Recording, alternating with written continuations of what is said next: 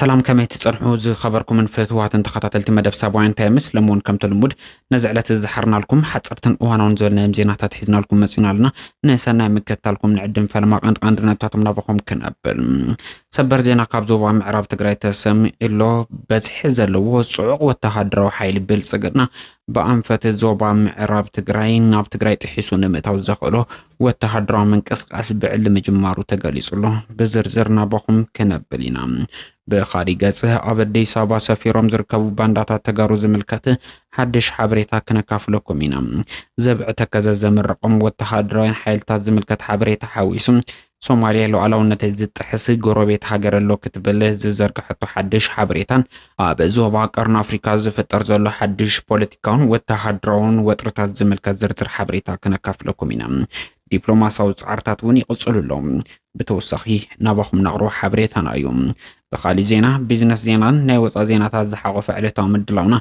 مسانا مستتصالحو بزرزر نبخم كبتصحيهم لايك كومنت شير سبسكرايب مقبار أي تنقعون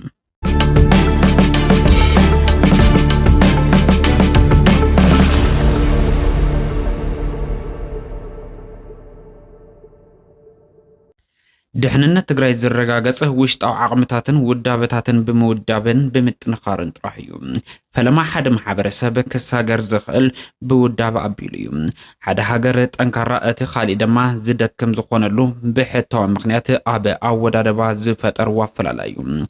زمعبلان زي معبلان هاجرات زلو مافلالاي ناي ودابتات افلالاي زفتر مخوانو واي ناشنال سفيل زبل مصحفه بسفحو قاليص ويركم زمعبلا هاجرات زخانصو قطباوي وتهدراوي بوليتيكاون ودبتاتم زحاش مخوانو زغلصت مصحف فلما معبال زفتر ون بوداب ابيلو مخوانو ماكس ويبر يغلص بتقرانيو جن قلولاو زفتر ودابتات حدش دشن تبلو دهايم مطفا انت جمريو هرتشمان زتبحاله تمراماري voice loyalty and exit abzibel مصحف زغلصو وخول ملسي ركبكوا انت زي تبخالم ناب حق زقربه ملسي كركبه زخل سلازخونه كنطقسو نقددم فلما اتي تفاتيرو زلو كونتات مردا قدنيو بحتو مجمرا قداديو نابنت حوحات ينابله زي شي من زقص عن زنبرم عدي سابا بمخاد عند ابي حمد زتصقعه مخنياتون تايو تግራይ زلعله شمته شليماتو انت تبقم نمنتاي ودابታት تግራይ كفرس لحبلم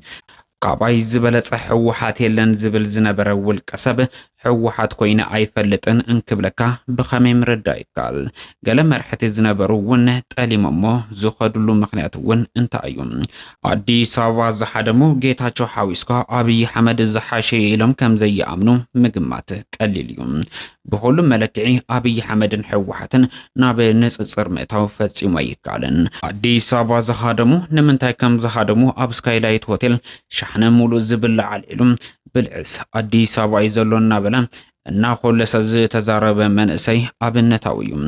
ስነ ቁጠባም እዚ ራሽናል ሰብይል ከመግለጽ ይካልዩ አበ ትግራይ ክንዱ ሻሐነ ዝመልአ ምግቢ አይበላዕኹን እንተይሉም እቲ ጉዳይ ናእኽለማይ ጉዳይ ምዃኑ በግልጽዩ ዝነግረከም እዚ ሰብ እዚ ኣብቲ ስካይላይት ካብ ዝረኸቦ ምግቢ ንላዕሊ ወይ ከዓ ካውን ላዕሊ ከኹሉ ዝኽእል ሓይሊ እንተ ረኺቡ እንታይ ክገብር ከም ዝኽእል ምግማቱም አዚ ቀዲልዩ እዚ ሰብ እዚ ራሽናል ወይ ከዓ ምኽንያታዊ ሰብዩ ክንብሎ ንኽእሊና ከብዱ ናብ ዝመርሖ ስለዝኸይድ ሃርችማን መስከም ዝዓይነት ተመሳሳሊ ጉዳይ ኣታሒዙ ምሳሌ ሓደ ፋብሪካ ኣልዒሉ ከረድእና ይፍትን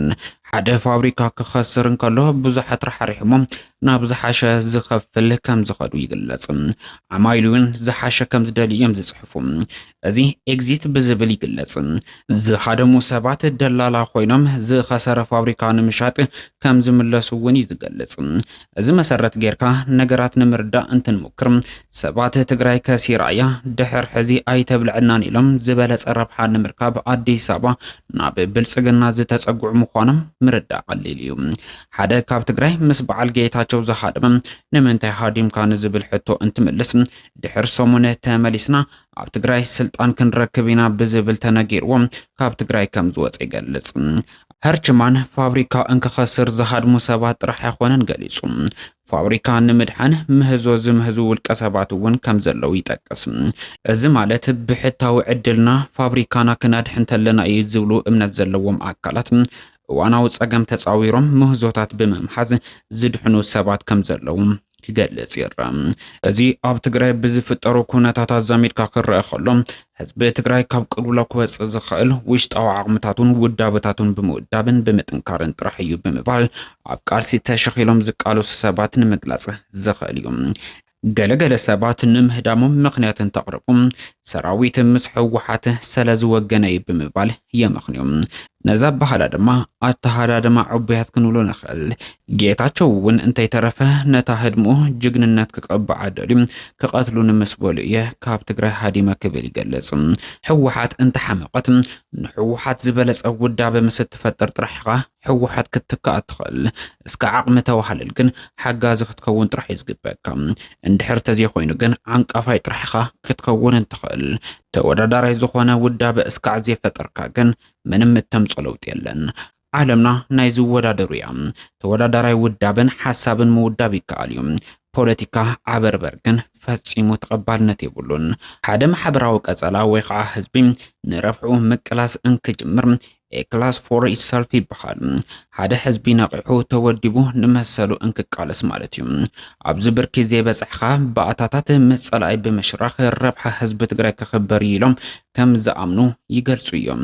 ሓደ አዲስ አበባ ዝሓደመ አዲስ አበባ በምህዳሙ ጥራሕ ዲፕሎማሲ ከም ዝረከብ ይዛረብ ንአብይ ክሕጉስ ወይ ከዓ ሰልፊ ይወጽእ እዚ ሰብ እዚ ኣብ ገጠር ትግራይ ወረዳ ዘመሓድር ዝነበረ እዩ ምስ ህዝቢ እንዳው ዓለን እንዳሰርሐነ ዲፕሎማሲ ዘይተረዶም ኣብ እንዳሻሂ መውዓሉ ግን ዲፕሎማሲ ዝፈለጠ ዝመስሉ አካል እዩ ክንዛዝሞ ፖለቲካ ከም ዝመጸካ ይኾነን ብመጽናዕት እዩ ህዝቢ ትግራይ ዝድሕን ውሽጣዊ ዓቕሙ ብምውዳብን ጥራሕ እዩ ኣብ ዘረባና ካብ አዲስ አበባ እዚ ዝበሃል ጽቡቕ ነገር መጽያ ይፈልጥን እንተ መጸም አብይ አሕመድ እንተ መጸ መንግስቱ ኃይለ ስላሴ ወይ ከዓ ሚኒሊክ እዮም ንሳቶም ዝመጽውን ብውዳበ ስለዝበለጹና እዮም ስለዚ ጀጋኑ ንምሕዋይ ለይትን ቀትርን ዝጽዕሩ ዘለው ጀጋኑ ጥራሕ እዮም እቶም አዲስ አበባ ዝሓደሙ ውልቀ ሰባት መርከብ ክትሕል ተሎም ርሕቀት እቲ ቃላይ ከይፈለጡ ዘሊሎም ዝኣትዉ ተዋሒጦም ዝቐርዩ ጥራሕ ዝባኖም ዝተረፉ ውልቀ ሰባት ጥራሕ ክኾኑ ዝኽእሉ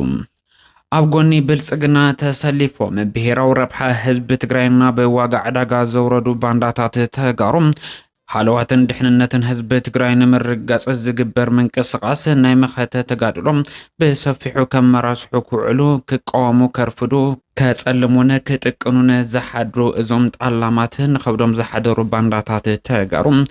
ካብዚ ንልዓሊ እቲ ዝሕዝን ተግባሮም ድማ ኣብ ዞባ ምዕራብ ትግራይ ኣብ ልዕሊ ህዝቢ ትግራይ ሓደገኛ ምዕባለ ንኽፍጠር ዝንቀሳቐሱ ሓይልታት ንዝገብርዎ ምንቅስቓሳት ሓንቲ መዓልቲ መልሓሶም ኣውፅኦም ክቃወሙ ዘይምርኣዩ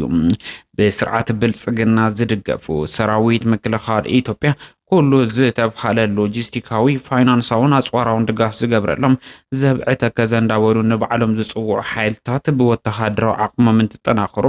ሓደሽቲ ዕጡቓት ሓይል እውን ኣብ ምምራቕ እንትረኣዩ በዚ መልክዕ እንትንቀሳቐሱ ዝቃወም ኣብ አዲስ አበባ ኣብ ጎኒ ብልጽግና ዝተሰለፈ ትግራዋይ ክትርኢ ዘይምኽኣል ኣዝዩ ዝሕዝን ልቢ ዝሰብር እዩ ብፍላይ ከም ደመቀ ዘውዱ ዝበሉ ኣብ ልዕሊ ህዝቢ ትግራይ ጆኖሳይድን ገበንን ዝፈጸሙ ውልቀ ሰባት ኣብ ዝቕንያት ብልዑል ወተሃደራዊ ተዓሊም ዘሰልጠኖም ክብል ዝገለጾም ብርክት ዝበሉ ቁጥሪ ዘለዎም ዘብዕተ ከዘብ ዝብል ውዳበ ዝፍለጡ ሓይልታት ኣሰልጢኑ ከም ዘመረቐ ገሊጹሎም እዚ ምንቅስቓስ ሃለዋትን ድሕንነትን ህዝቢ ትግራይ ኣብ ሓደጋ ዘውድቕ ምዃኑ ንኹሉ ምሕሳብ ዝኽእል ክርኢ ዝኽእል ክሰምዕ ዝኽእል ወዲ ሰብ ግልጽ ዝኾነ ጉዳይ እንዳሃሎ ኣብ አዲስ አበባ ዝርከቡ ጠላማት ንኸብዶም ዝሓደሩ ባንዳታት ተጋሩ ግን ህዝቢ ትግራይ ሃለዋትን ድሕንነቱን ውሕስ ንምግባር ናይ መኸተ ዓቕሙ ንምጥንኻር ኣብ ዝገብሮ ምንቅስቓስ ወግሐ ጸብሐ ተቃውሞኦም ከስምዑ የርፍዱ ብርግጽ እዞም ብደለይቲ ለውጢ ግሉባብ ዝንቀሳቐሱ ሓይልታት ቀንዲ ዕላምኦም ጅቦኦምን ከብዶምን ምዃኑ ህዝቢ ትግራይ ልዕሊ ዝኾነ እዋን ኣብዚ ሕዚ እዋን ዘረጋገጸ ይመስል ሓድሽ ወተሃደራዊ ምንቅስቓሳትን ምዕባለታትን ጸላኢ ኣብ ዞባ ምዕራብ ትግራይ ስለ ሰራዊት ጸላኢ ካብ ዝተፈላልዩ ከባቢታት ዞባ ምዕራብ ትግራይ ናብ ከባቢ ተርካናይ ጽጋዕ ከም ዘሎ ፍልፍላት ሓቢሮም እዚ ሓይሊ እዚ ካብ ሒላ በቻይና ካምፕ ሰረቃ አርጉየ ዋላይና አብረሃ ጅራን ውስን ሓይሉ ድማ ካብ ከባቢ ማይካድራ ናብ አንፈት ሕሞራ መንቀስቃስ ይገብር ከም ዘሎ ተሓቢሩሎም ካብቲ ከባቢ ዝረኸብናይ ሓበሬታ ከም ዘመላኽቶም ኣብ ትርካን ብአንቶኖቭ ዝራገፉ ኣጽዋራት ከም ዘለውን በዝሒ ዘለዎም እዞም ሓንሳብ ዝተኮሳ ድሮናት ዝሓቐፈ ኣጽዋር እውን ብበዝሒ ከም ዝተራገፈ ንምፍላጥ ተኻኢሉሎም ዕላማ እዚ ምንቅስቓስ እዚ ካብ ሕሙራ ክሳብ ዓዲ ጎሹም ማይ ተመን ማይ ጥርዓንን ማይደይን ዘሎ ቦታ ንምዕፀው ብተመሳሳሊ እውን ሓይልታት ትግራይ በዛ ኣንፈት ዝገብርዎ ምንቅስቓስ ውሕድ ዝብል እምነት ዝሓድሮም እዞም ሓይልታት بخالي أنفت حيلتات تجرين تنقصقصو بزوق عخان مئتو زعلم مخوانو كتقصو ترأيم له في الفلاتنا ما أخل اتكو لعزخ الكوينات نابز خبابزين نمس حابز علمه جم كم زلوم اتهم في الحبريتانا يقلصون بتوسخون كاب وردات سجدين والكايتن زتوصاصون عبالات السلام اسكباري بوليسن 4 FSR ناب وردا والكايت فولي بوتم ما يطرعن كوردو زتجبرو خوينو بحافشات صلعين عبعبي مدلاو كم زلو قهدنا خواني متصق كم زلو فلفلات زلاخو حبريتا ملاختم سراوي السودان قبل علي عتقطات قلطف دغف برتوع متقعت مفصامو تغليصو حيل عير السودان حموس اب السمين معراب كوردفان ابزركب ماخلات وتحضروا بوتاتات حيلتات قلطف دغف علامه زغبرم تقاتاتالي ازيو برتوع متقعت عير فصيمو كبل سودان تريبون تمال 30 حمله 2026 بعقوطاصر معرابان اب زرغو حبريتا غليصلو እዚ ድማ እቲ ኩናት ካብ ዝጅምራት ሒዙ ካብ ዝተረኣዩ ብርቱዕ መጥቃዕታት ኣየር ሓደ ምዃኑ ይጥቀስ ወተሃደራዊ ምንጭታት መሰኻኸር ዓይኒ ንሱዳን ትሪቡን ከም ዝሕብርዎም ነፈርቲ ኩናት ስትራቴጂካውያን ድሮናትን ኣብ ሰሜን ኮርዶፋን ኣብ ዝርከብ ባድር ሳውድሪ ኦብዛይማል አጃማማ አለ ማዝሩድ ኣብ ዝተፈኻሉ ከባቢታት ከቢድ ዝተፈኻለ መጥቃዕቲ መፈጻምን ጠቂሶም ኣለው ሰራዊት ሱዳን ኣብ ዝሓለፈ ቀንያት ብዝወሰዶ መጥቃዕቲ ቀንዲ መንገዲ ኡምራ ድሩማን ካርቱምን ሙሉን ሙሉ ኣብ ትሕቲ ቁፅር ክእቱ ከም ዝኻለ መጥቃሱ ናይ ቀረባ መዓልታት ተዘክሮ እዩ ሰራዊት ቁልጥፍ ደገፈ ከቢድ ስዕረት ዝተጎልበበ ኮይኑ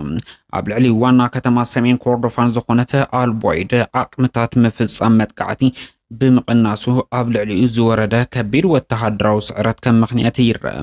اتمتقعت اير السراويت قلطف دغفم ابتي زي تمنطلق اندي منغدي اب سمين كوردفان اب زركبا قدست كتماتات متقعتن مفصام بمتلام كاب دارفور زلاخم عبيت وتحضروا ناصورات توسخ حيلتات علامه زغبر مخون تغليصلهم بريزيدنت سوماليا غروب التهاجرات لوعلاونت سوماليا يدخم الواكب الكسيسون بريزيدنت سوماليا حسن شيخ محمد أبقرباوان ناب زوبا زكايدوم تخطاتالي دبلوماساو مبصحات سيبم غروب التهاجرات لوعلاونت سوماليا أب حدقا زأتو يزبلوم نتفتات يوافر لو كبل يخصص اتي بريزيدنت اب اخيبا بيت مخري مينسترات اب زخابو مغلص غله غروب التهاجرات انصار ناصنتن هاجراوي ربحه سوماليا يسرحلوا كبل يخصص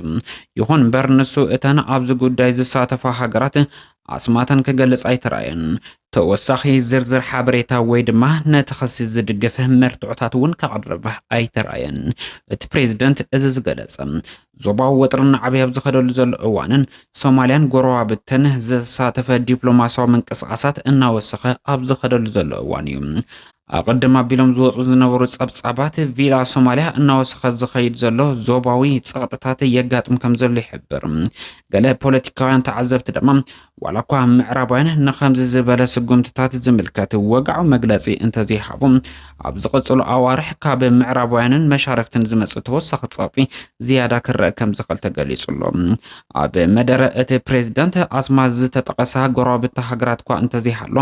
ንመደረ እቲ ፕሬዝዳንት ሲዕቡ ድማ زخونت هاجر قلت في ملاش زاجيد كتبي ترايتن منجست إثيوبيا نلو على ون الصومالي بمتحسن مثل الصومالي لاند أبغد دايبر بحريز بس حسم معنات كم زلز فلات انتخون تسمى معنات بمنجد تركي تطوال قوان تبلم صومالي بمنجد إثيوبيا لو على ون تتحيس الزبل كساجن بترجع عمي كتن صبرت الرأيام